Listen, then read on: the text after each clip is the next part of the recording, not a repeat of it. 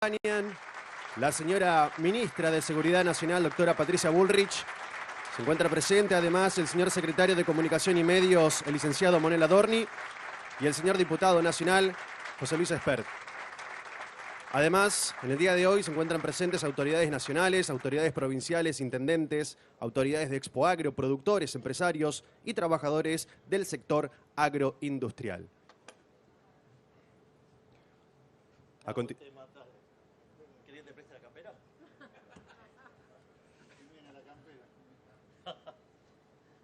A continuación, escucharemos las palabras del señor presidente de la Nación, doctor Javier Milei. Muy buenas tardes a todos. Es un honor hablar para todos ustedes y antes que nada gracias a los presentes, a los organizadores y a Expoagro, no solo por la invitación, sino también por comprobar que nuestro plan de estabilización está funcionando, dado que la cantidad de gente en el evento subió 33% respecto al año pasado, así que estamos yendo para arriba.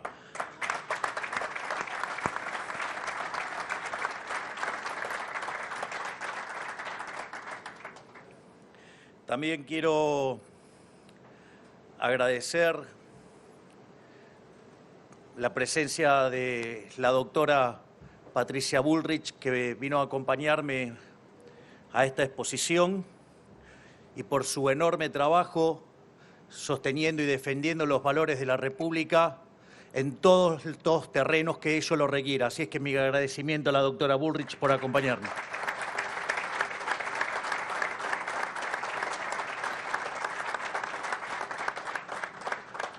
También quiero dar las gracias al queridísimo profe Espert, que es el presidente de la Comisión de Presupuesto de la Cámara de Diputados, que me acompañó el año pasado también y que también está haciendo una tarea titánica, ciclopia, ahí dentro del Congreso.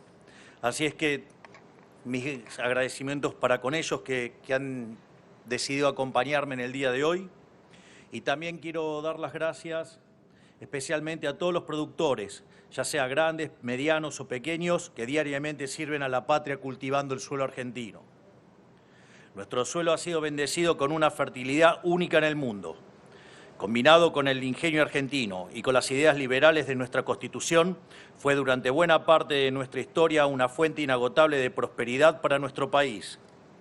Hablo de cuando fuimos el granero del mundo y no teníamos nada que envidiarle a ninguna potencia mundial. Cuando éramos una tierra de oportunidades que atraía inmigrantes de todos los confines de la tierra, cuando fuimos los primeros en erradicar el analfabetismo, cuando teníamos un Producto Bruto Interno Total superior a Brasil, México, Paraguay y Perú juntos. En resumen, cuando éramos ese faro de faros que hoy queremos volver a ser.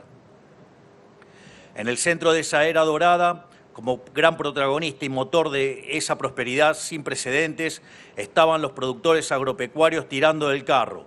Eran las épocas del modelo agroexportador, un término que fue transformándose en peyorativo a medida que el país se fue hundiendo en la miseria gracias a la llegada del modelo nefasto de la justicia social. Esto no fue casualidad. El plan sistemático de saqueo al campo fue deliberadamente completado con su demonización por parte de la política, a la vez que se comenzó a instalar la distribución forzosa de la riqueza como un acto de justicia. Y como resultado de la implementación de este modelo, la Argentina comenzó un largo descenso hacia la miseria y servidumbre, aquel periodo que nosotros llamamos el siglo de la humillación argentina. En palabras sencillas, cuando le fue bien al campo, le fue bien al país. Cuando el campo le fue mal, a Argentina también le fue mal. Y le fue mucho peor cuando la casta política comenzó a ver al campo como una mina de oro infinita mediante la cual financiar su plan radical de expansión del Estado. Es decir, esto ocurrió cuando se comenzó a creer que el campo ganaba demasiado dinero que supuestamente debía usarse para fines mejores, como financiar industrias, energía, implementar subsidios encubiertos en forma de empleo público y pagar por cualquier otro proyecto delirante del político de turno. Básicamente, se utilizó la prosperidad de un sector prolífico como el agropecuario para financiar sectores deficitarios y poco competitivos. en nombre de un empecinamiento absurdo con tener una industria nacional para sustituir importaciones, costara lo que costara, amparándose en el discurso de la industria infante que tenía que desarrollarse y haciendo caso omiso a la demanda del mercado. No queda ninguna duda de que este abordaje ha fracasado y suficiente prueba es el oxímoron de que nuestra industria es el único infante de 90 años del mundo. Aprendimos por las malas que nunca va a ocurrir que una industria le toque la puerta al gobierno nacional y le diga gracias por tu ayuda, ahora ya estoy listo para competir, abría el mercado. Eso, digamos, claramente no ocurre. Así es que se lo vamos a precipitar. Así le sacamos el pie de la cabeza al campo. Pero aunque durante un siglo la política decidió negar la ley de la gravedad, es hora de reconocer que la única verdad es la realidad, como dijo aquel famoso político de nuestra historia. Es falso que el desarrollo industrial deba darse pisoteando al campo. Eso solo fue uno de los tantos argumentos de la casta para ahogarlos a impuestos y regulaciones, porque no hay ninguna contradicción entre campo e industria. Expoagro es una prueba cabal de que la industrialización y la innovación tecnológica son una consecuencia natural del desarrollo exitoso de la actividad primaria. Tan solo una cosechadora involucra cientos de sectores económicos diferentes, desde la metalurgia hasta el desarrollo del software, y lo mismo aplica para todo el desarrollo tecnológico del sector. Si repasamos la historia, el mayor periodo de expansión industrial de la historia argentina fue durante el modelo agroexportador, y no como quisieron instalar los políticos de antaño con el modelo fracasado de la sustitución de importaciones. Así como también es mentira que el campo no genera valor agregado, dado que la labor del sector está en añadirle valor al suelo para eficientizar y multiplicar la producción de alimentos. Gracias a la siembra directa y a la innovación genética, la cual Argentina siempre fue una orgullosa protagonista, es que hoy podemos producir alimentos para 500 millones de seres humanos, un verdadero milagro, y podrían ser cientos de millones más si le sacamos el peso del Estado encima. Otra de las grandes mentiras difundidas por la casta es que el agro no genera puestos de trabajo cuando, según datos del último año, la participación del sector agroindustrial en el empleo formal es de aproximadamente el 25%, incluyendo el procesamiento de sus materias primas, el comercio y los servicios derivados. Pero aún a pesar del peso asfixiante del Estado, que hasta intentó llevar adelante la nefasta Resolución 125 para saquearlo como nunca antes, el sector sigue siendo competitivo en todo el mundo. Imaginemos entonces cuánto más se podría lograr con un Estado que no estorbe. Nuestro gobierno es el primero en mucho tiempo, o quizás en la historia argentina, que rechaza la idea del Estado como un mecanismo de apropiación compulsiva de la riqueza ajena. De hecho, estamos en las antípodas de este pensamiento. Venimos a limitar el poder arbitrario del gobierno y a liberar al sector privado. Y, por supuesto, venimos a sacarle el peso del Estado de las espaldas de los productores. Es porque sabemos que un Estado chico equivale a una sociedad grande, porque sabemos que la prosperidad va indefectiblemente de la mano de la libertad, y en este caso de la libertad del sector agropecuario.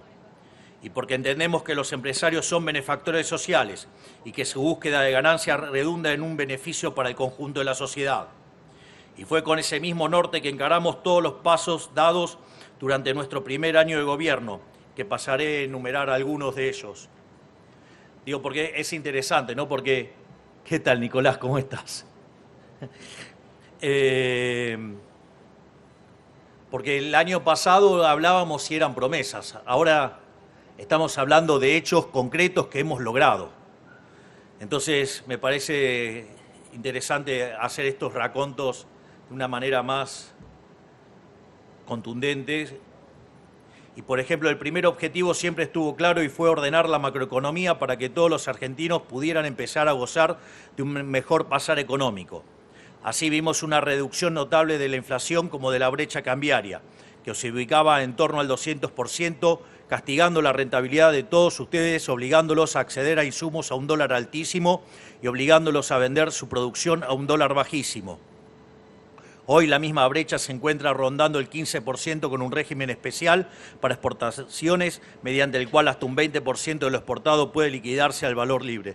Yo recuerdo durante la campaña y cuando hablaba con los representantes del sector, claramente había dos problemáticas muy marcadas, y uno era la brecha y el otro eran las retenciones. y que si lo poníamos en términos cuantitativos era mucho más significativo el tema de la brecha, ya que la brecha rondaba en torno al 200%. Es una relación 3-1. Esto no quiere decir que no considere que las retenciones sean una aberración. Lo que digo es que en términos de magnitud el problema era mucho más importante, y una de las cosas que yo me comprometí fue a ordenar la macro y a pulverizar la brecha. De hecho, nosotros asumimos con una inflación que viajaba al ritmo del 17.000% anual, es decir, 54% mensual, que era la inflación mayorista. Y hoy, digamos, la inflación mayorista en la última parte del año 2024, de hecho, viajaba por debajo del 2%, y en términos de dólares estábamos en deflación los últimos meses.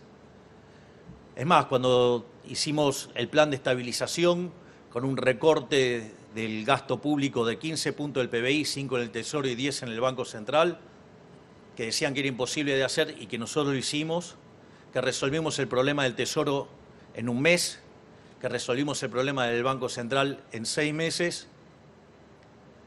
Digamos, como fruto de esa estabilización nos dijeron que se iba a destruir el nivel de actividad, que se iban a multiplicar los pobres de manera imposible, y sin embargo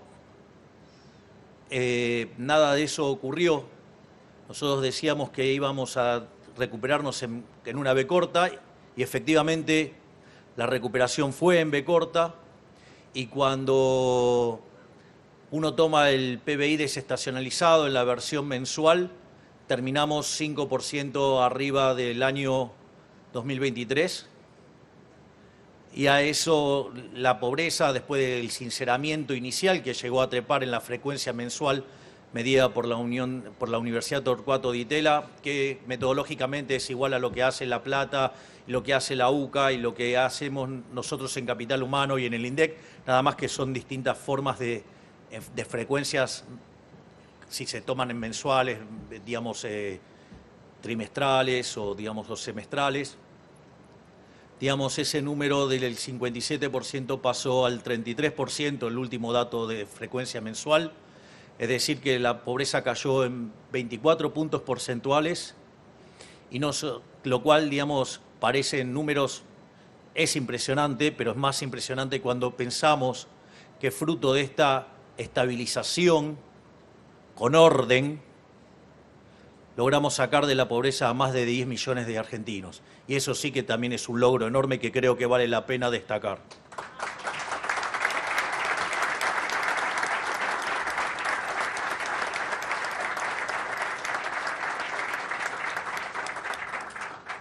A su vez, tampoco es casualidad que durante nuestro primer año de gobierno la demanda de crédito para maquinaria agrícola haya aumentado un 50% respecto del año anterior. Recién en la previa a ingresar a esta sala hablaba con Salvador Di Stefano, que está acá, y me contaba que ayer, digamos, el Banco Nación, ¿qué haces? ¿Cómo estás? También, ahora te veo. Creo que había más de 100 metros de cola. Y, digamos, dado los créditos... 200, bueno, está bien, digamos, mejor todavía. Más para mí. Digamos, más como resultado.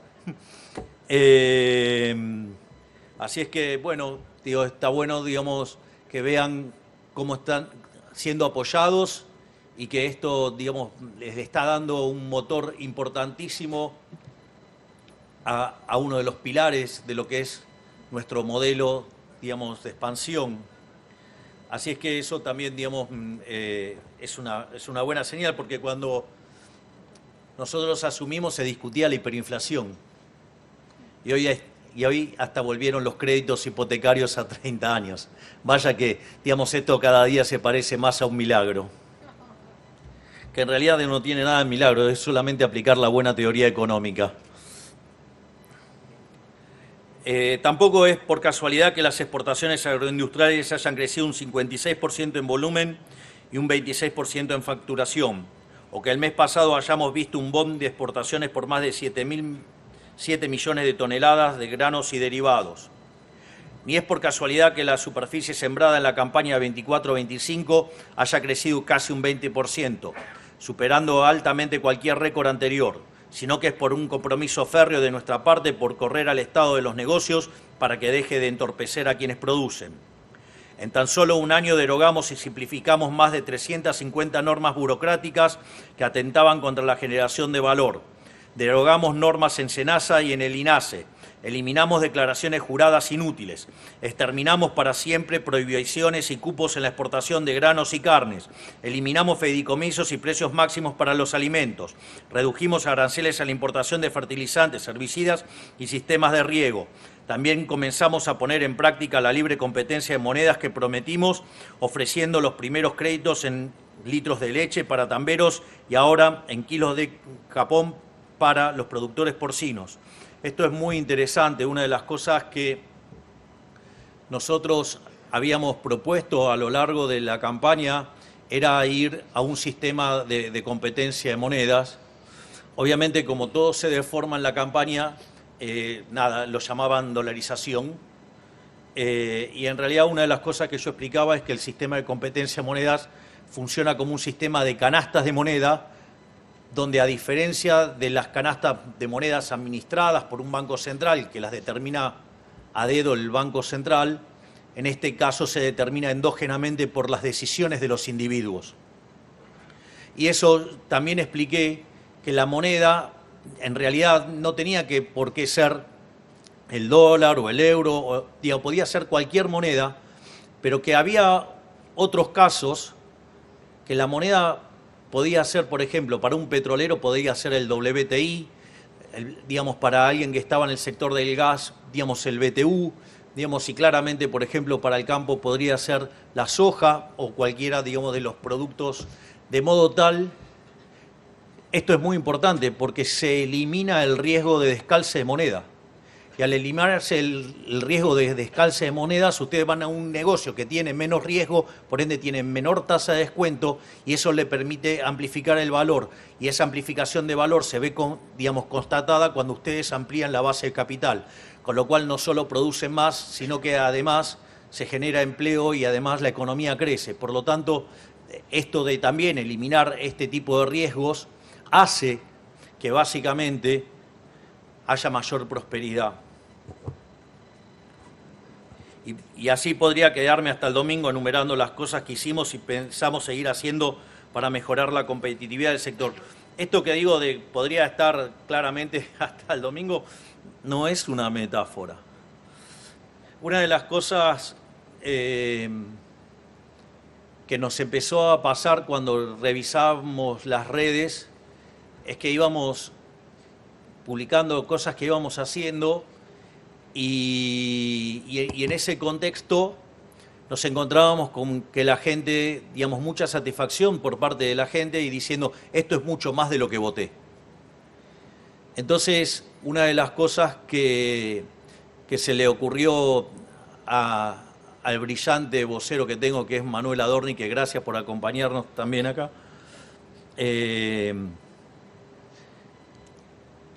qué lindo, hoy me vine rodeado de toda gente que irrita zurdosa por doquier. Así que, se van a decir, este es un provocador. Me encanta.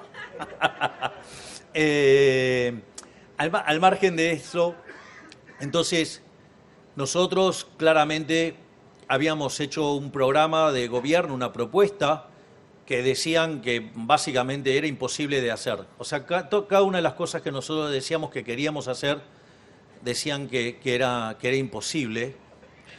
Y no solo eso, sino que no eran pocas medidas, eran muchas y muy exigentes, con lo cual, era en la doble dimensión, era muy complicado. Y ahí una de las cosas que nosotros vemos es que lo que hizo Manuel fue medir qué grado de avance teníamos. Entonces, si en el 25% de lo que lleva el periodo de gobierno, ¿no? El primer año de estos 4, o sea, me puse bullish, si hubiéramos cumplido el 25% de las promesas estaríamos bien, por decirlo de alguna manera. Y lo que reveló el trabajo que hizo Manuel es que cumplimos con el 78% de las promesas. Pero además también hicimos algunas cosas que tampoco teníamos planeadas hacer. Y en ese contexto, cuando uno incorpora estas cosas que hicimos, aun cuando no estuvieran planeadas hacer, básicamente el grado de cumplimiento es 97%. O sea, de pasar de gobiernos que prometían cosas y no cumplían nada, pasamos a un programa hiperexigente y donde solo en un cuarto del periodo cumplimos el 97% de las promesas. Vaya que eso sí es trabajar.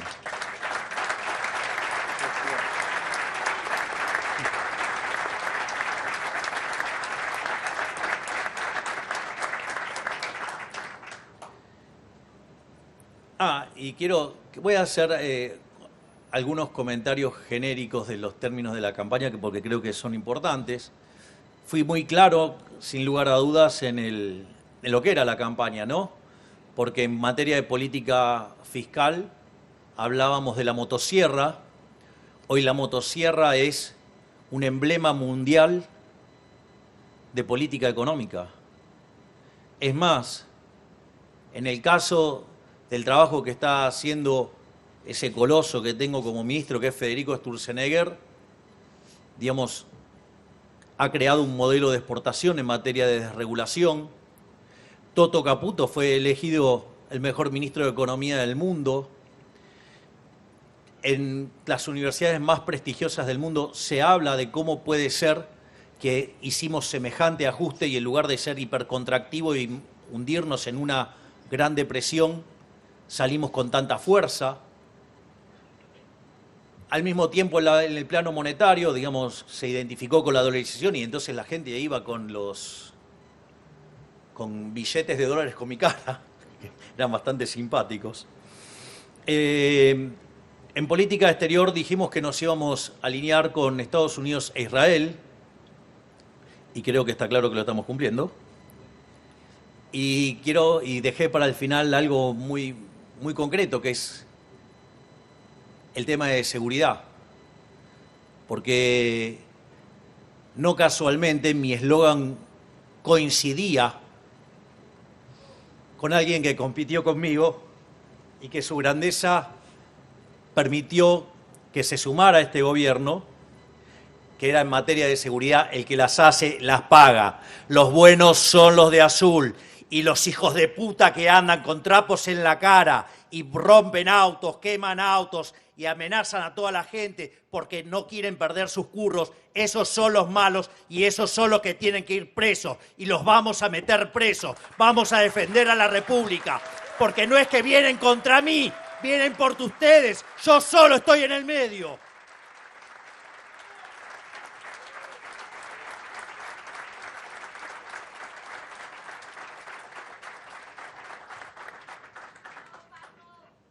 Así que imaginen que si acelero en las curvas, ahora voy a acelerar mucho más.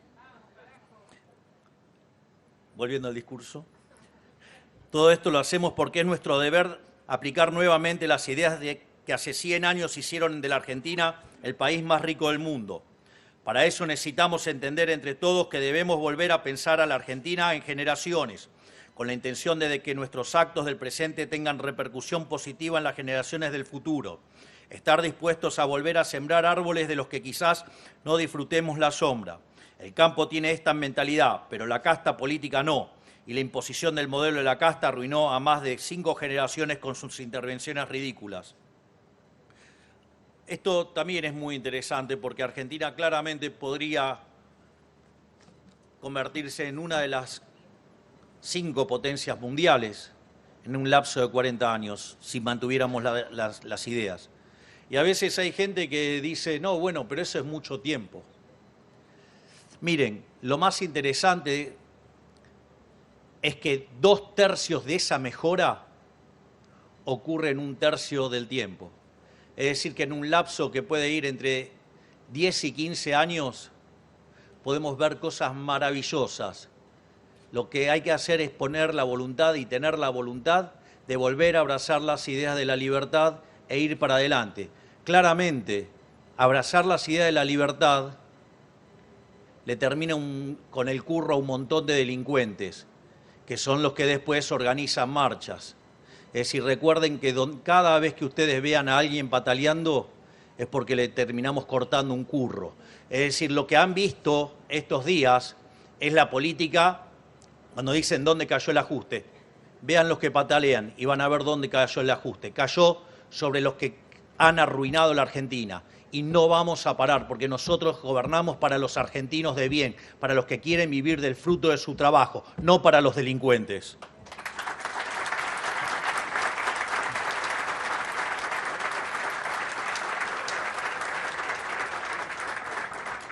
Porque cuando dejamos de ser el país más rico del mundo, porque dejamos de abrazar de estas ideas, pasamos a tener 50% de pobres. Y pasamos de ser el primer país del mundo en erradicar el analfabetismo a tener egresados del secundario que no saben leer ni hacer cuentas básicas. Por eso mismo necesitamos hacer los cambios de una forma duradera, en lugar de una forma rápida, sin restarle importancia a su urgencia. Entendemos la necesidad imperante de bajar las retenciones, pero no le sirve a nadie que las bajemos para sacar rédito político de las elecciones y después el modelo reviente y tengamos que volver a ponerlas, como ha pasado en otros gobiernos. Nosotros queremos eliminar el cepo y las retenciones para siempre y que el país pueda sostenerse sin sin saquear a su sector más productivo. Pero para que sea duradero hay que hacerlo de la forma correcta, para que en el futuro no venga ningún degenerado fiscal a volver a meterle el brazo entero en el bolsillo. Ya bajamos 20% las retenciones a los principales granos del país y las eliminamos por completo para las economías regionales. Y a medida que se siga consolidando el sendero virtuoso del superávit fiscal y la baja del gasto, las continuaremos bajando hasta que lleguen a cero y se queden ahí de una vez y para siempre.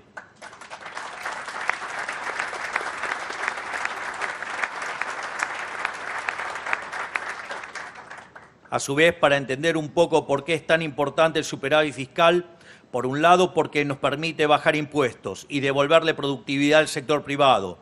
Por otro lado, porque nos permite hacer frente a situaciones inesperadas y tragedias impredecibles como el temporal en Bahía Blanca hace unos pocos días.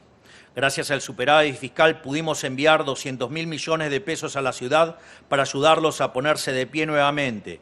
De no haber existido el superávit, hubiéramos tenido que recurrir a imprimir dinero licuándole el salario a todos los argentinos con inflación y aumentando la pobreza en el proceso. Esto es muy interesante porque mientras que algunos aprovechan las desgracias para carancheo político, berreta, digamos, propio de los políticos que nos han empobrecido a lo largo de la historia, de los 8 ministerios que tenemos, 6 estuvieron trabajando de modo activo en ayudar a Bahía Blanca. Desde el primer día, la doctora Bullrich, digamos, a cargo de las fuerzas de seguridad, el doctor Petri, a cargo de defensa, desde el primer día estuvieron trabajando en esos momentos de mayor emergencia, donde la situación era más complicada, donde todo era que parecía un caos, ellos fueron a poner orden. Y no solo eso, sino que además llegaron las ayudas del Ministerio de Capital Humano y además el Ministerio de Salud, básicamente hasta colaboró armando un hospital, como un hospital de campaña. Y no solo eso, sino que además el ministro Caputo, con el secretario de Hacienda, Guberman, trabajaron intensamente para encontrar cómo podíamos hacernos de fondos para poder darle asistencia a Bahía Blanca. Y así es que logramos poder reasignar partidas y conseguir recursos por 200.000 millones de pesos. Es decir, así que mientras que muchos hablan, cacarean y siguen gastando en boludeces como, digamos, sobornar medios de comunicación con pauta oficial, adornar periodistas, gastar en penes de madera y en la ESI y en todas esas cosas, nosotros ponemos los recursos donde la gente la necesita para resolver los problemas concretos de la gente. Al mismo tiempo, digamos, falta que mencione un ministerio más, que es la Cancillería, donde a la luz de los apoyos que hemos conseguido del exterior, también estamos trabajando en ver cómo podemos aportar más ayuda. O sea, una vez que se superó la situación de crisis y la situación más urgente y donde había que iniciar el camino de la reconstrucción, ese fue el momento en el que yo podía ir, porque si lo hubiera hecho antes, hubiera estado estorbando. Hubieran puesto una foto muy linda, pero le hubiéramos hecho perder un montón de tiempo a cada uno de los grupos asignados a resolver esos problemas en un momento, digo, porque esto es así, digo, créanme que es así. Si yo voy el primer día, cada uno de los grupos se ponen a explicarme lo que tienen que hacer. Por lo tanto, digamos, esa tarea puede demandar por lo menos 5 horas y ahí cada minuto cuenta para salvar vidas humanas. Por lo tanto, digamos,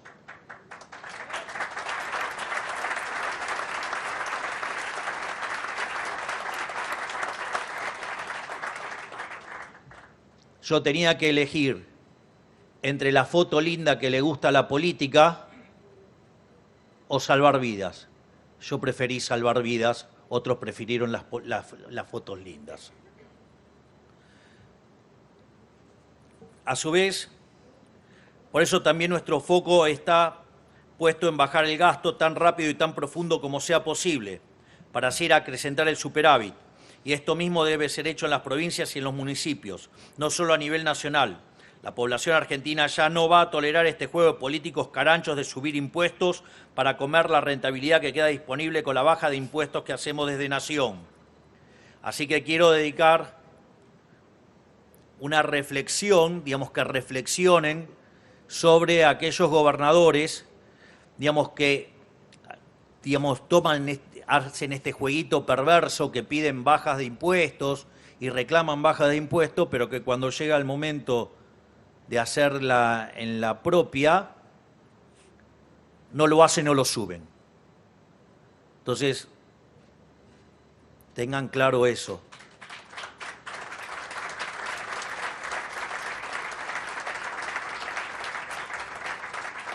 Es decir, nosotros dijimos que íbamos a bajar impuestos y bajamos más de 3 impuestos. Entre ellos el impuesto inflacionario, que con el señoriaje le robaba a los argentinos 15 puntos del PBI.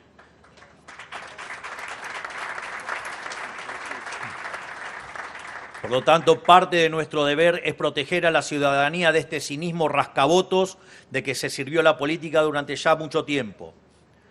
Por esto mismo, nosotros queremos volver a un modelo verdaderamente federal, en el que haya competencia fiscal entre las provincias y el sector privado pueda discernir el costo tributario de trabajar en tal o cual distrito y qué retribuciones y servicios recibe a cambio, para que los políticos dejen de esconderse detrás de los precios de los bienes y servicios y en la coparticipación y quede en evidencia la voracidad fiscal del aparato estatal que quieren sostener.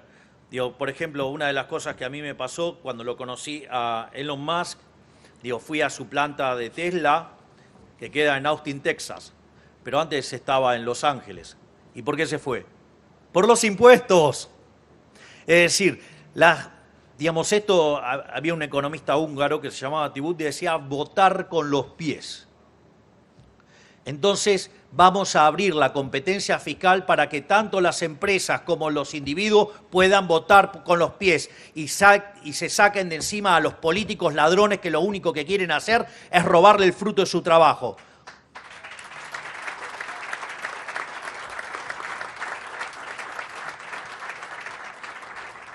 Por esto mismo, nosotros queremos volver a un modelo verdaderamente federal, en el que haya competencia fiscal entre las provincias y el sector privado pueda discernir el costo tributario de trabajar en tal o cual distrito y qué retribuciones y servicios recibe a cambio, para que los políticos dejen de esconderse. Este ya lo había dicho. Lo repito porque es bueno repetirlo, digamos. Gracias, Esper. Digamos, un profe condescendiente. No, me tenés que bajar un punto ahí, Esper. Digamos, yo a un alumno se lo hubiera bajado. Bueno, gracias, entonces lo repito. Es decir, que como había dicho, para que los políticos dejen de esconderse en los precios de los bienes y servicios y en la coparticipación y que quede en evidencia la voracidad fiscal del aparato estatal que quieren sostener. El lugar de llegada para este y para todas nuestras reformas es conceptualmente simple. Queremos ser un país en el que la vida sea más fácil para el que hace las cosas bien y sea mucho más difícil para aquel que hace las cosas mal.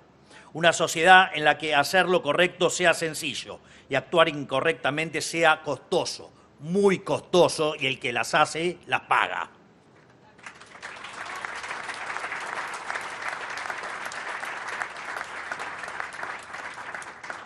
En definitiva, se acabó ese modelo invertido en el que los trabajadores honestos luchan para sobrevivir el mes a mes y los parásitos vividores tienen asegurada una vida onerosa por generaciones. Ese modelo en el que las víctimas son tratadas como victimarios y los victimarios tratados como víctimas. Ese modelo que se cansaba de revistar el pasado porque no podía prometer ningún futuro. En nuestro primer año dejamos en claro que nuestro gobierno va a marcar un punto de inflexión para nuestra gran nación, porque por primera vez en décadas volvimos a mirar hacia adelante pensando en cómo crecer, en lugar de cómo distribuir una ganancia cada vez más pequeña. Dejamos atrás la mentalidad de la escasez para volver a ver el mundo bajo los ojos de la abundancia. Y Argentina es el país más abundante del mundo. Tenemos la tierra más fértil del planeta y el mejor capital humano. Así aprendimos a sacarle agua hasta las piedras. Ahora nos queda sacarnos el peso de la mochila, de la casta de nuestras espaldas para volver a ser la gran nación que ya supimos ser. Que tengan todos un excelente día, que la fuerza del cielo nos acompañen y ¡viva la libertad, carajo! Muchas gracias. De esta manera despedimos al señor presidente de la Nación, doctor Javier Milei, y despedimos también a la señora ministra de Seguridad Nacional, doctora Patricia Bullrich, el señor diputado nacional José Luis Espert y también al señor secretario de Comunicación y Medios, el licenciado Manuel Adorni. Les pedimos a los presentes que se dirijan al predio de la Expo Agro para continuar con las actividades programadas. Muchas gracias.